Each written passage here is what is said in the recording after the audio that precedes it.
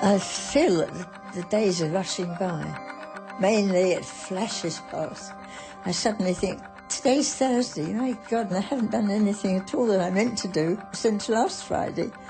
And it goes so quickly that the whole week disappears. I'll probably look at my watch in a minute and go, oh my goodness, I said I was going to be home hours ago. Do you know how long we've been here for? I'd probably say about 2 hours, but I don't know. I haven't a clue. 4. It's very easy to stay really, really late. I've occasionally stayed till about 11. Is it half an hour yet? It's 10 minutes. And you've got to not thump your brother. When I was in year 6, I remember a week would take ages, and I'm wishing it over. And nowadays, it would be like week and that, and it was gone. It's a fact. Time speeds up the older you get. When I was a toddler, the summer seemed to last forever. Now I'm over 21 and a bit. The summer lasts about a week. But a day is still a day, and a year is still a year, whatever your age. There seems to be a weird discrepancy between real time and perceived time. Over the next half hour, which I promise you will fly, I'll be trying to make sense of the relationship between time on the clock and time in your head. Why does it seem to speed up as you get older and whoosh by when you're enjoying yourself? There are lots of theories, from the mystical to the mental to the mathematical. And at the mathematical end of the spectrum is Professor Marcus de Sotoy. He reckons it's all down to the so-called proportional theory. I certainly think of time as a line. A day in your life when you're first born is the 100% of your life. But when you move into the second day, of course, that's gone down to 50% of your life. And as you get older and older, a day therefore represents a smaller and smaller fraction of your lifetime. And of course, a day therefore does, in a sense, change because of its relationship to the total amount of days that you've been alive. It makes sense mathematically. Today has gone pretty quickly for me so far, and according to the proportional theory, that's because a day is now a tiny fraction of my life, a 17,000th of my life to be precise. But I needed a calculator to work that out. I certainly don't experience my life, or recall my memories, as fractions along some sort of line. My feeling is it's more complicated than that. Dr. Peter Naish, a senior lecturer in psychology at the Open University, thinks the subjective speeding up of time is more to do with the perspective you're observing your life from. There could well be something to do with the direction in which you're looking, forward or back, or just at the present. Now, children tire of activities very rapidly. They get bored and want to go on to the next thing. So, for a child, quite a lot of time is spent looking forward. When will we get there? Are we nearly there yet? Come on, we're nearly there. We must be nearly there. They're looking forward, and it seems a long time. But for us, if we're in a happy job and we're busy, we're not looking forward particularly. We're getting on with what we're doing. And before we know it, it's the end of the afternoon, time to go home. And we think, oh dear, that went quickly. You're in the present. If you're in a boring job, then you might keep looking at your clock and you're in exactly the role of the child. You're looking forward and it starts to feel as if it's dragging. The last route, of course, is to look backwards. And I think as you get older and look back, as we tend to, there's so much missed out. It's very telescoped. And you say, well, where did the years go? When I'm not enjoying something, it goes slowly. When I am enjoying it, it goes quite fast, actually. It goes slowly when you're, bored and you're not doing much. Time drags when you're bored, flies when you're happy. A watch pot never boils. A watch clock never reaches 5 p.m. The author of Making Time, Steve Taylor, puts this down to the perceptual theory. This theory is all about the number of new experiences we have, and it could explain why childhood seems to last so long and go so slowly. I think it's largely to do with perception. I think that children are experiencing everything for the first time, or at least, for the first few times. Their experience is very new and fresh. But also, I think children have this amazingly naturally intense and vivid perception of the world around them. So children are taking in all this massive amount of information, And I think all of this information stretches time to them. What do you mean by that, the information stretching the time? There is a connection between the amount of information our minds process and the speed at which time seems to pass. So the more information our minds take in, which could be the more perceptions, the more impressions, and also more cognitive information, the more thoughts as well, the more information, time seems to slow down. So it's almost like you're kind of putting little dots with a ballpoint pen on an elastic band, and you can put so many dots on, but if you want to put more dots on, you have to stretch the elastic band out. And time is somehow stretching to fit all those impressions. Is that the argument? That's right, yeah. And I think one of the things which happens as we get older is that, on the one hand, we have less new experience in our lives, because obviously we're repeating the same experiences again and again. And also, I think there's a kind of process of desensitisation that happens.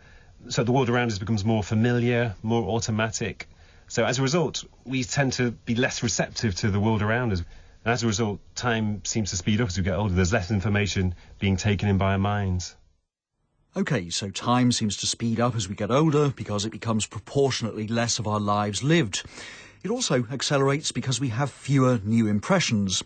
So in old age, time seems to whiz between new experiences, which are now few and far between, and tend to be more routine. When we were younger, time hovered, slowly pausing to focus on all the new stuff, like a film in slow motion, capturing every nuance of an exciting event. And the film can speed up and time can almost disappear when you're totally absorbed in one single gripping activity.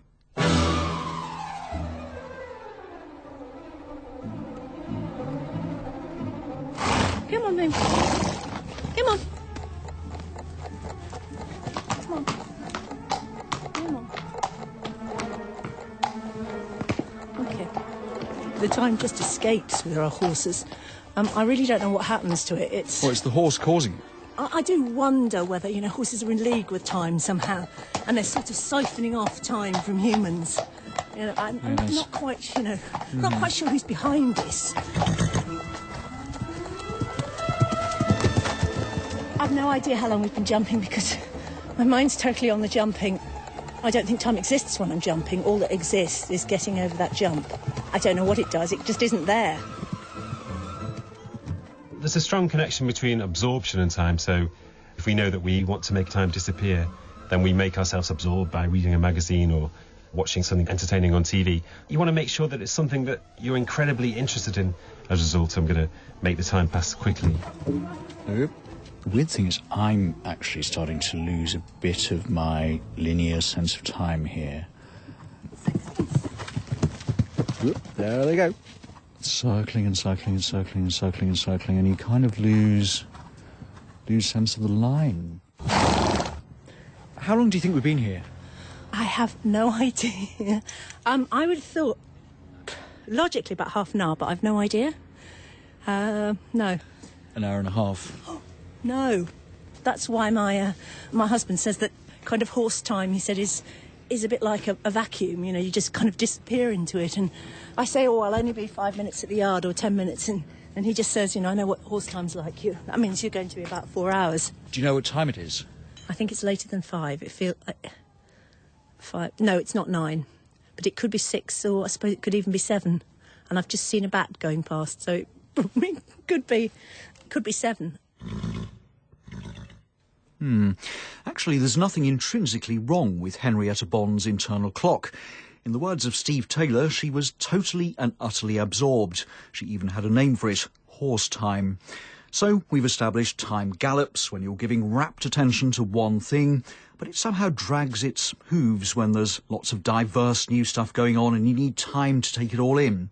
It's clear time's a difficult concept to grasp.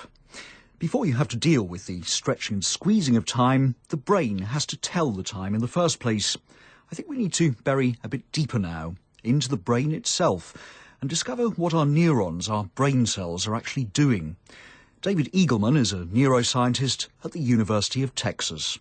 In neuroscience, we understand a lot about the different sensory systems like vision and hearing and so on. But time is essentially metasensory, which means it lives on top of all the other senses, which means I can compare the duration of a flash to the duration of a beep, to the duration of a touch. So time is something that rides on top of all the other senses, and it turns out in neuroscience we have a very impoverished understanding of this fundamental aspect of our cognition.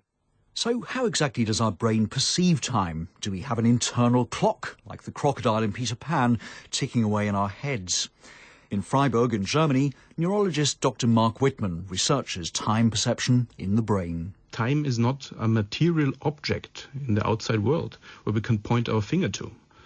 Also, we have no sensory organ for time, such as we have with other senses. So we have eyes for seeing, ears for hearing, but no such sense organ for time. So interestingly, when we talk about what's happening in the brain for shorter time durations, in the milliseconds or seconds range, there's no consensus on where in the brain or how in the brain time is processed. If you would ask different neuroscientists, different scientists would agree on major aspects on how the brain works, but not so with the experience of time. Curiouser and curiouser. But thankfully, Peter Nash says there's one established theory which is accepted by many. It involves ticking brain cells, pulsing neurons, acting like a mental clock. We know parts of the brain oscillate. There are some neurons at a fairly steady frequency, as it were, tick, a sort of active, less active, more active, less active kind of throb. And this is almost like the tick of a clock.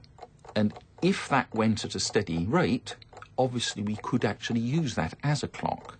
We're not consciously aware of it, but the bulk of what our brains get up to we're not consciously aware of. So somewhere in the background, if you've got a system that ticks, you could have another system that counts the ticks, an accumulator of the number of ticks. And in our head, we could have an accumulator. So a reasonable theory for how the brain tells the time is a clock that ticks and an accumulator that counts the ticks. But there's no physical evidence for this accumulator, and no one's managed to pinpoint the clock, if it actually has a single home, that is. Mark Whitman suspects there's no one location for our mental clock. With brain scans, one can look at which brain areas are active when people perceive time. And these brain scans typically show that many different areas of the brain are activated. Just to name a few, there's just name dropping now, of course. Basal ganglia, the right parietal cortex, the right prefrontal cortex, the cerebellum. So you name a region of the brain and probably someone has made up a theory about time perception connected to that region. But worry not if you don't know your basal ganglia from East Anglia. David Eagleman controversially claims there's no proof whatsoever of a pacemaker or accumulator in the brain.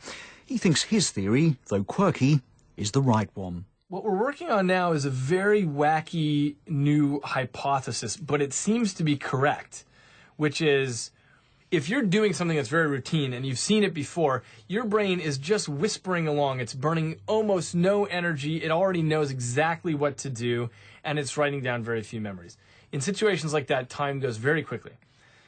In contrast, when you're doing something new, your brain is on fire with activity. It's trying to figure out the pattern. It's trying to see what's going on. It's comparing it to other things you've seen before in your life. Your brain is spending a lot of energy and laying down a lot of memories. And in these situations, things seem to take a very long time. So the strange hypothesis is that time subjective duration is a reflection of how much energy your brain is burning. And the reason this is wacky is because it implies that subjective duration is a quality that the brain paints on to the world the same way it does color. In other words, the days of thinking of time as just a river flowing past and we're just tracking it, those days are over. Because what we know from the laboratory work is that time is very manipulable, and we can make you easily think that something lasted shorter or longer. What this all indicates is that time is not something in the outside world. It's something that we're constructing with our brains. But this is still only one of many theories. Mark Whitman has another, which is more, shall we say, emotional. Bodily processes and emotions shape our perception of time.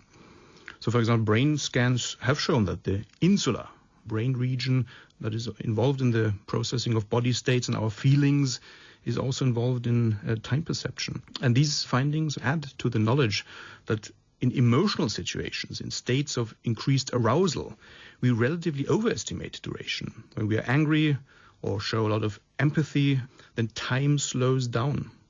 So my idea is that an accumulation of body signals of a certain duration leads to our experience of time. So you get the picture. We probably have a mental clock, but we don't quite know where it is or how it works. If it is there, it's almost certainly ticking regularly.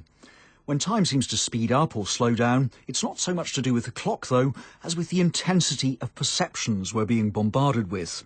When the perceptions are piling in when we're very young or experiencing a crisis or a trauma, time seems to stretch and to slow down to accommodate them. This slow motion is an illusion, and probably the most dramatic example of this is hopefully something we'll never have to experience. Many people report that when they get into a car accident, time seems to have gone in slow motion. They are sliding on ice towards a brick wall and they see the whole event unfolding at a very slow rate. David Eagleman studies this phenomenon known as time dilation. There are two hypotheses that could explain this. One of them is that something about the retrospective recollection of such a scary event makes it seem like it must have taken longer. The other possibility is that people actually have increased time resolution during the moment. Increased time resolution meaning their brain soaks up more perceptions on a sort of extended timeline. Of course, testing these theories isn't easy. You can't exactly ask volunteers to crash their cars or to jump off cliffs. You can ask them to take roller coaster rides, though. But they're apparently not scary enough. One really needs to be in an extreme situation in order to experience this time dilation. This is why we chose to do what's called SCAD diving, suspended catch air device diving, where you go to the top of a 150-foot tall tower and you are dropped like a rock, free fall, into a net 100 feet below. And people are doing this for fun, but it's extremely scary. The fall is about 3 seconds, and everybody that I interviewed reported that the fall seemed to last much longer than 3 seconds. So this seemed to be an ideal situation because there have been no injuries or fatalities with this sort of diving, and yet it really puts people in fear for their life. Enter David's intrepid, that's a euphemism for balmy, volunteer, graduate student Chess Stetson.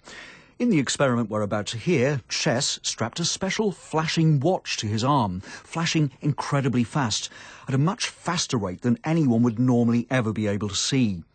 David's theory was if Chess's internal clock really stretched and dilated live during this terrifying fall, he'd actually be able to read the rapid flashes, suggesting that his mental time had actually gone into slow motion. Okay, I have a video of it here on the screen. So what you can see is that my graduate student Chess Stetson and I are ascending this tower in Dallas, and the tower is 150 feet high. So as you can see, we're going very high up in the air. The device, which is called the perceptual chronometer, and what I'm doing right now is setting the rate of presentation to a speed faster than Chess's brain would ever normally be able to read it. Okay, what I'm doing here is setting it. So here you can see Chess, and he's now being hovered over the net, and now he's released and he's falling, and then he hits the net below.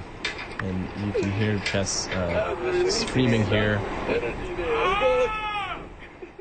So, after scientifically flinging another 21 students and himself off a building, could David show that the volunteers were seeing in slow motion when they were terrified out of their wits?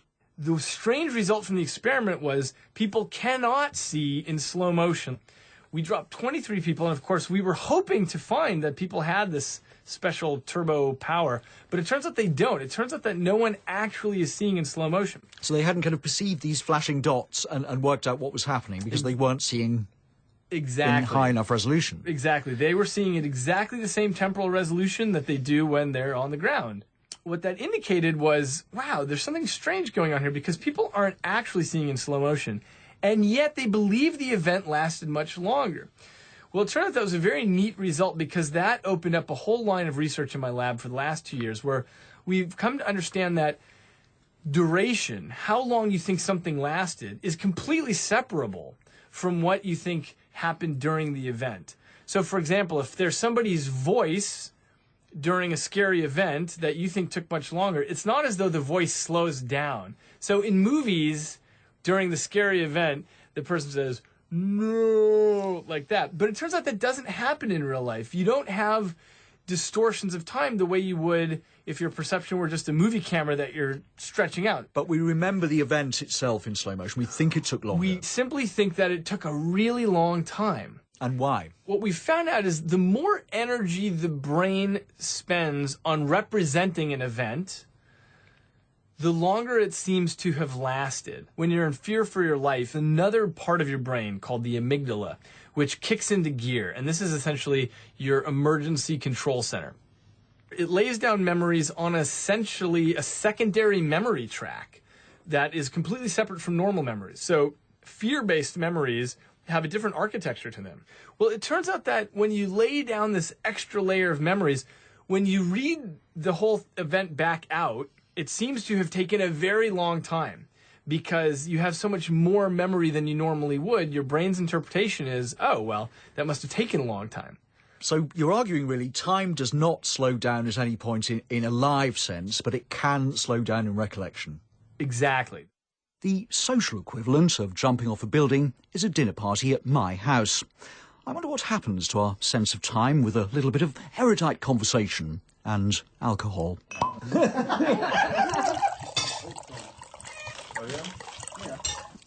Oh, incredible.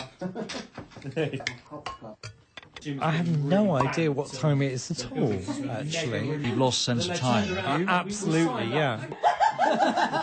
Could be 10:30, could be 9, I don't know what time it is at all. Is this because you're enjoying yourself? I'm absolutely enjoying myself, yeah. Well, do you think the alcohol has an influence on your perception of time? I think you're probably right, actually, that a certain amount of drinking does reduce your perception of time past. But I think it's going very fast because I'm having such a good time. But I'm sure it's probably later than it should be. It should be. It should be, or than it is in your head. Well, it feels like we've only been here about half an hour, but I'm sure we've probably been here longer than that. You've been here for 4 hours. No way. So I can't believe we've been here 4 hours. That's just funny.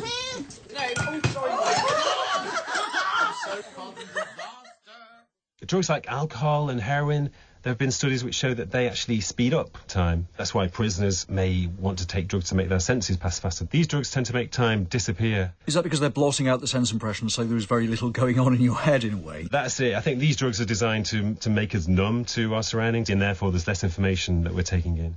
It's difficult to work out whether it was the company or the cabinet that was distorting their mental clocks. But the non-drinking designated drivers definitely reported a more accurate sense of time than their friends. Another fascinating distorter of mental time is hypnosis. Peter Naish uses it to get snapshots of how the brain perceives time running at different rates. And I was quick to volunteer. But worry not, we've cut the crucial parts of the induction process, so you won't find yourself going under. So begin with a few nice long relaxing breaths. So to start with, the breathing is a little bit on the deep side, and then gradually it'll get more and more gentle. And while you're doing that, you start the relaxation procedure with your feet. So just spend a moment thinking about how the feet feel. As I relax, I drift off and start to visualise myself on holiday. Then to take you that little bit further, let's do the traditional beach scene. So it's a lovely little beach, a little secluded bay perhaps. Before long, I find myself in Thailand. Blue sea, white sand, limestone cliffs. But being me, I decide it's not working and time hasn't distorted. I'm ridiculously relaxed and I can almost feel the waves lapping, but also still slightly aware I'm in a little room in the BBC with a psychologist and a producer, and I decide to call it a day. How are you doing? I'm not sure. I'm not sure it's happened. I don't know. I just thought I'd better be honest there. That's I don't know fine. whether it's quite happened. I was imagining it, but I wasn't not there. really feeling it. But it's just probably me. I'm sure it's me. How long does that feel, by the way? That felt about 2.5 minutes. No, 7.5 minutes. 7.5. Yeah, timer. 7.5. Really? So what was happening there? I mean, I felt it was about 2 minutes. Our producer here, Fiona, said it was 7 minutes. And yes. I didn't believe it. Well, you're clearly not what they refer to as a hypnotic virtuoso, but you were getting very nicely relaxed. So what was happening in my brain there when I sensed that 7 minutes was 2 minutes? There are a whole range of possibilities. One region of the brain that has been implicated in the clock system is at the front of the right hemisphere. Now, some recent research I've been doing suggests that in hypnosis, people tend to shift activity towards the right hemisphere. So it's possible that perhaps you're beginning to get in the way of your clock. So it may be that that's what hypnosis is doing. I blocked my clock. Yes, it's a bit of a spanner in the works and is taking over things that can't do the job they normally do. Oh, gosh, doesn't time fly when you're listening to programmes about time flying? As we hurtle towards the end of our allotted slot, I feel I finally do have an inkling about why time slows down and speeds up in the mind. It could be measured by a mental ticker, which we haven't found yet, if it even exists. We certainly have some kind of background monitor, whatever it is, that times movements and decisions to the millisecond. But it's perceptions, emotions, and memories that seem to be the Time Lords of the brain, modifying the mind's elusive stopwatch. Whatever's going on, I'm sure you'll agree that time is precious. And the good thing is, there are plenty of ways to make the most of it. As Bach has said, time is a river that carries me along, but I am the river. We can't necessarily make ourselves live longer, but we can make ourselves feel as though we have lived longer. And the way to do that is to inject novelty into your life. So brushing your teeth with your other hand, just trying anything that switches it up so that you're getting out of the neural ruts that you're in and laying down new sorts of memories. When you're doing something exciting, your heart speeds up and you start going, whoa, yay. So your reflexes are kind of quicker. Fill it as much as you can. Don't waste it. Don't sit around and do nothing. I can't bear the thought of wasting time.